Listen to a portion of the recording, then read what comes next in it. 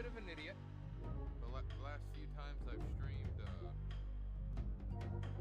Battlefield 6, I forgot to change the title. So yeah. Forgot to change the title on Restream.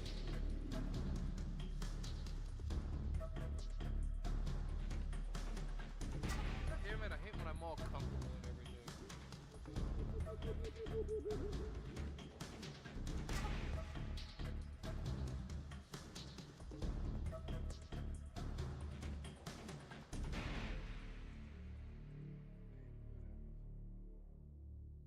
Got me a little Buffalo Trace. Metal Gear Solid. Give it a run, shall we? Can't remember the last time I played a Metal Gear Solid game.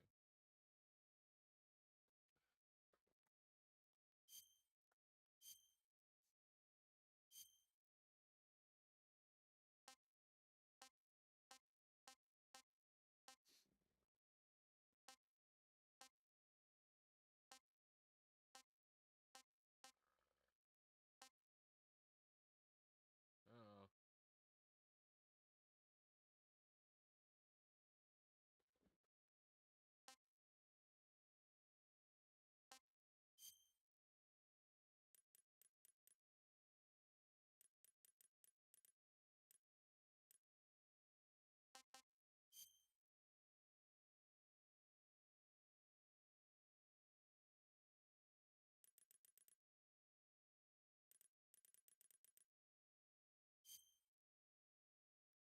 Konami.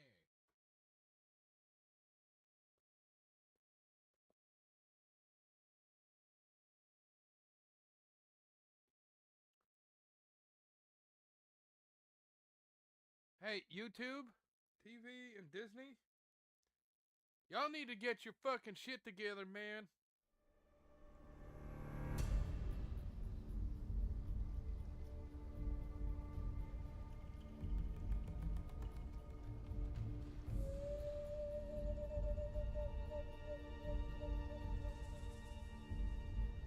Seriously, y'all need to get your shit together.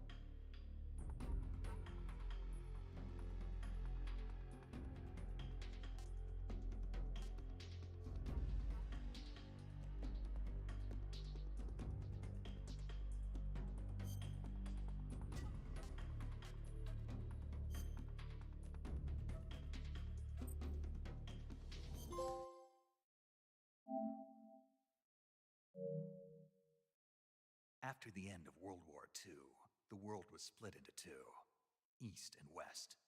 This marked the beginning of the era called the Cold War.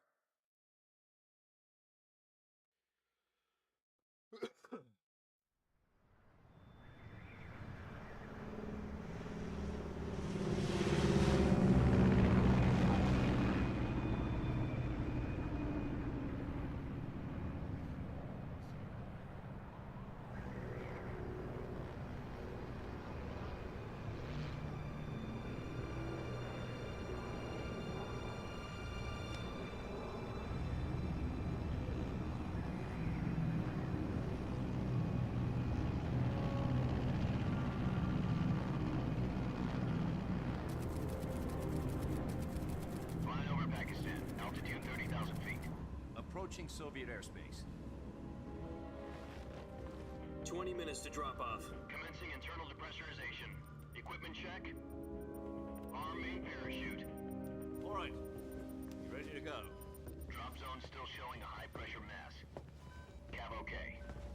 Good. We've got high visibility.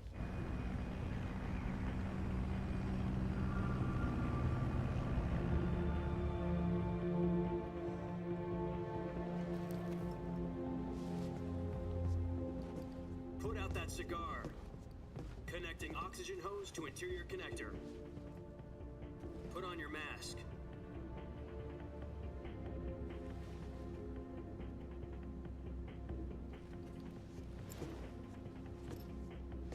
Does this panty waste know what he's doing? Approaching release point.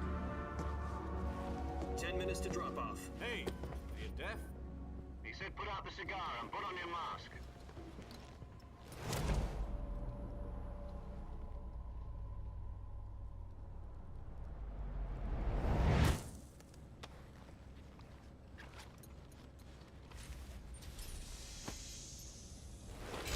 Depressurization complete. Checking oxygen supply.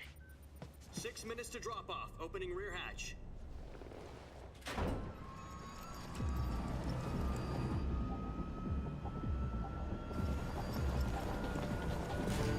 Sunrise. I'm gonna mute the mic real quick because I'm playing music.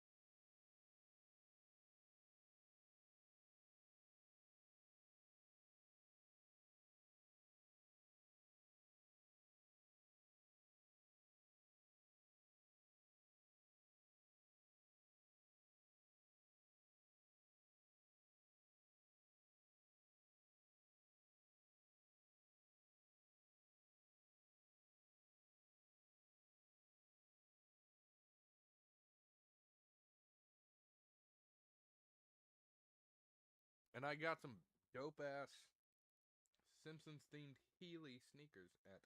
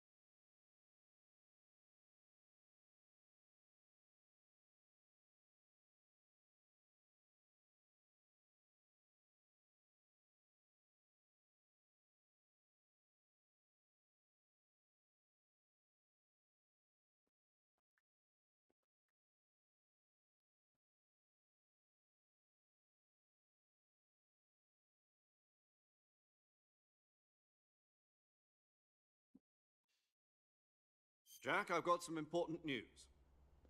The head of the CIA has finally given us the green light for the virtuous mission. Virtual mission? No, the virtuous mission. The future of our Fox unit depends on it. If it succeeds, we'll be officially organized into a unit. Virtuous mission? Sounds like some kind of initiation ritual. You know, don't get cocky. This isn't a training op. Right. So what exactly is this wonderful mission? Well, about 2 years ago, a certain Soviet scientist requested asylum in the West through one of our moles. His name is Nikolai Stepanovich Sokolov. He's head of the OKB 754 Design Bureau, one of the Soviets' top-secret weapon research facilities, and the East's foremost expert on weapons development. Sokolov? Isn't he that famous rocket scientist? The very same. On April the 12th, 1961, the Soviets achieved the first manned spaceflight in history. The Earth was blue, but there was no God. Well spoken. The rocket that carried Yuri Gagarin into orbit was the A-1, known as the Vostok rocket. Sokolov is said to be the man most responsible for the multi-engine cluster used in that rocket. After Gagarin's flight, Sokolov left rocket development to become the head of the newly established Design Bureau. From a lowly technician to head of a design bureau, that's quite a success story, so why'd he want to defect? It seems he'd become afraid of his own creations. Afraid? Call it a crisis of conscience. And for that, he left his country and his family behind and went over the fence? Not exactly. One of his conditions was that his family was also to be taken safely to the west. We used a mole to get the family out first, and succeeded in sneaking Sokolov over the Berlin Wall shortly afterwards. I was the one who conducted the operation. Hello. The security on the eastern side was still full of holes back then. Then what? We got Sokolov over in one piece, but the whole ordeal had left him exhausted, and we checked him into a hospital in West Berlin. It took him 2 weeks and more than 600 miles to get from the research facility in the Soviet Union to Berlin. He was in no condition to say anything coherent. And it was only a week later that we had something much bigger on our hands. The Cuban Missile Crisis. October the 16th, 1962, President Kennedy received word that the Soviets were in the process of deploying intermediate-range ballistic missiles in Cuba. The President demanded that the Soviets dismantle and remove the missiles. At the same time, he announced a naval blockade to prevent further missile shipments from reaching Cuba. But the Soviets didn't back down, instead placing their armed forces on secondary alert. Soviet transport ships carrying missiles continued on course towards Cuba. US and Soviet forces went on alert for an all-out nuclear war. Frantic negotiations were conducted through the UN's Emergency Security Council and unofficial channels to end the hair-trigger standoff. Finally, on October the 28th, the Soviet Union agreed to remove its missiles from Cuba, and so the world avoided a nuclear holocaust. But in order to get the Soviets to pull their missiles out, we had to make a deal. You mean the one where the US agreed to remove its IRBMs from Turkey?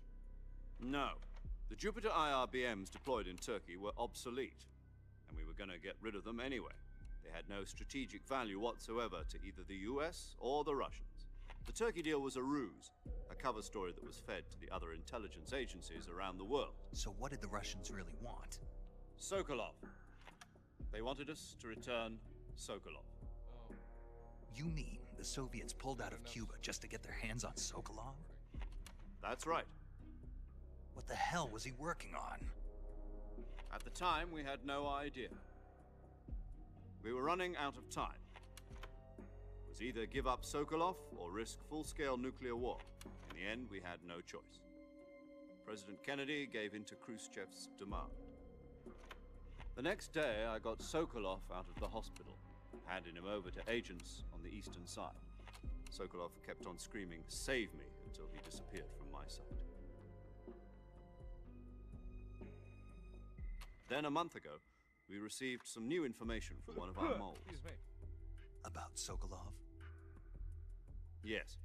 He was taken back to the research facility and forced to continue working on the weapon in question under KGB supervision. What's more, it's on the verge of completion.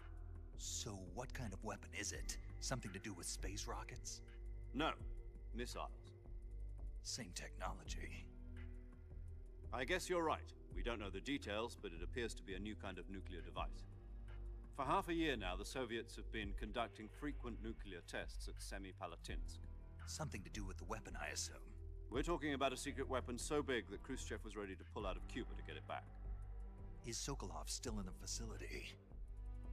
No. According to our intelligence, he's in Selinoyarsk, a place in the mountains about 3 miles to the west that's known as the Virgin Cliffs. The Virgin Cliffs. Nice name for a virtuous mission. They moved him there just recently. Why?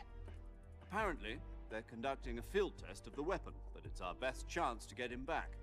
This mission would never have been possible if he was still in the research facility. This is our last chance. Sokolov must have known that too when he contacted us.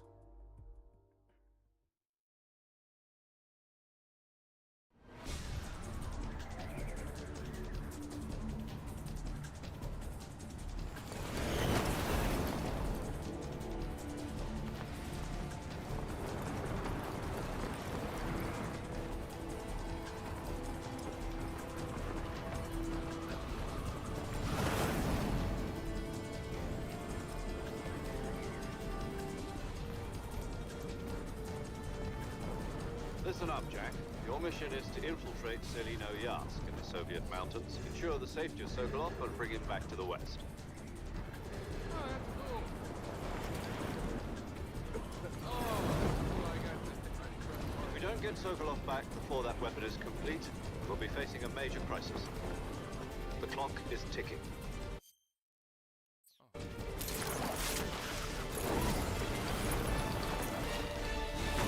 Okay, I don't need to see him, like, land.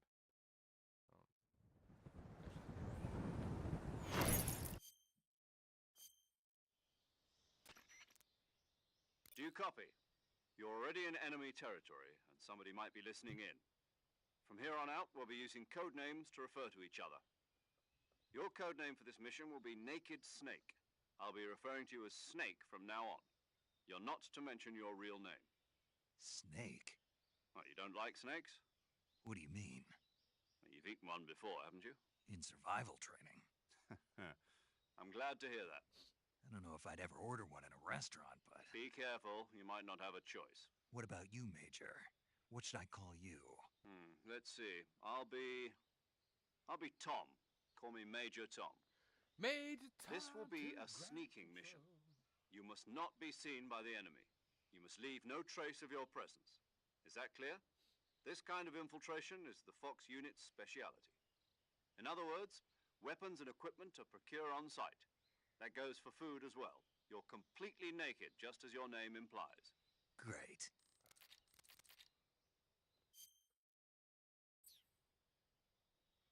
My frequent, if you need... Okay, Snake.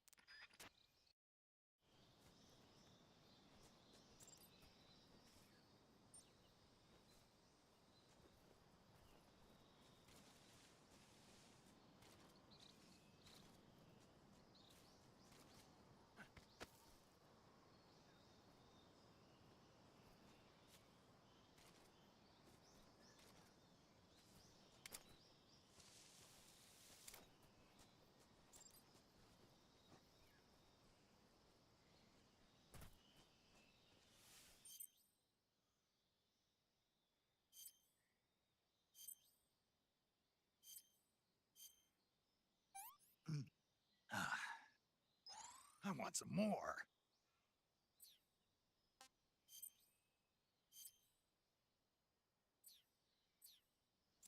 Alright, this is gonna take me get used to this.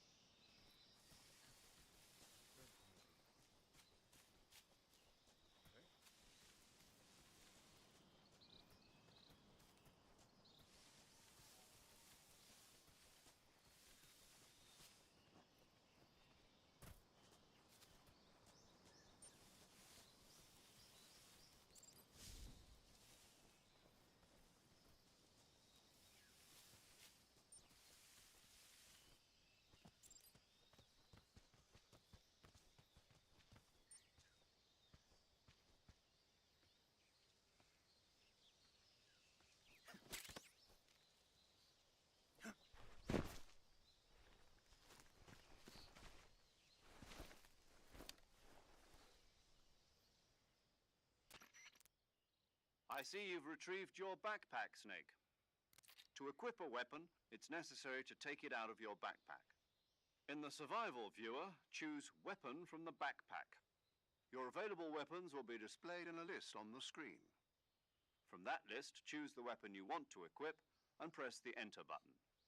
For other equipped items, just do the same thing from Item. Got it. Yep, that's survival. After you won't be able to shoot accurately, for example, and keep an eye after it. You can use have one to you can know your presence in enemy. You're a goat. Tape it.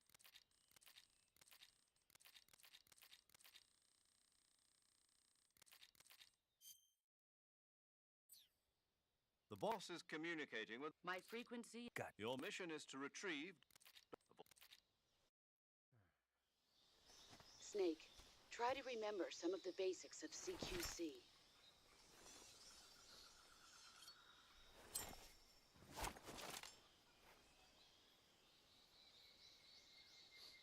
Excellent trigger discipline. Commencing virtuous mission now.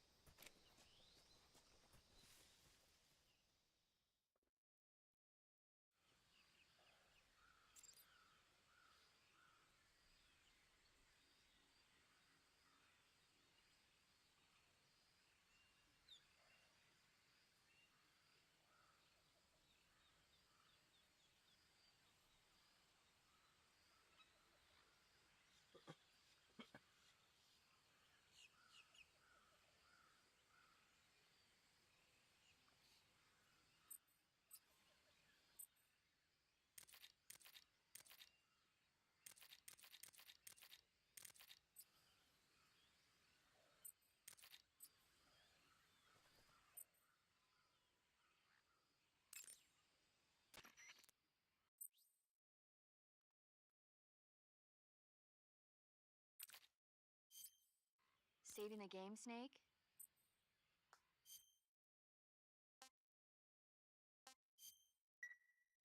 Hey, Snake, you ever heard of Godzilla King of Monsters? No, what is it? Good movie. It's a movie. You haven't seen it? Nope. It's about this monster called Godzilla who grows to an enormous size in a nuclear test and goes on a rampage in Tokyo. Nuclear test, huh? Then the Marshall Islands must be crawling with giant monsters right about now. It's just make-believe. Maybe that's why my pants have been so tight lately. Ah! Snake, it's a movie, not a report out of Los Alamos. I know. So then what happened? Godzilla is immune to all weapons, and humanity has no way to stop the monster. Dr. Shirazawa develops a new type of weapon, but meanwhile Godzilla is getting closer and closer to Tokyo, obliterating everything in his path. It was originally a Japanese movie, but they made an American version too. I recommend seeing the original Japanese one if you ever get the chance. It's mostly mindless fun, but it's also got a serious anti-nuke message as well. Where can I see the original? You'll just have to go to Japan. Really? That's too bad. If you wait 40 years, you might be able to see it in America too. It might even win awards all across the globe in 60 years. Why's that? 2024 will be Godzilla's 70th birthday. You think they're still going to be making Godzilla movies then? Of course. Everybody loves Godzilla. You sure know a lot about movies. I don't suppose you're the movie-watching type, are you? Not really. Okay, then I'll tell you everything I know. When the going gets tough, movies can save your life. It's always good to be able to look at things from a different perspective when you get in a jam. That's the magic of movies. That's the spirit, Snake. Do you want to save? Okay, good luck, Snake. Thanks.